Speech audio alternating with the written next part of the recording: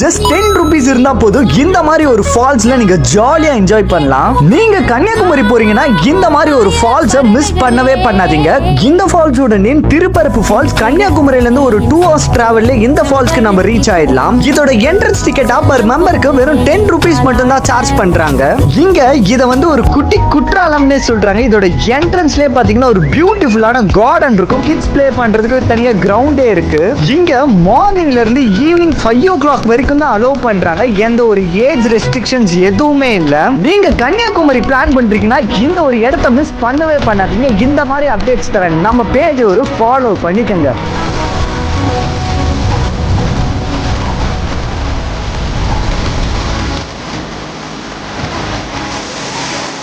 Bus கூட்டா இருக்குதா?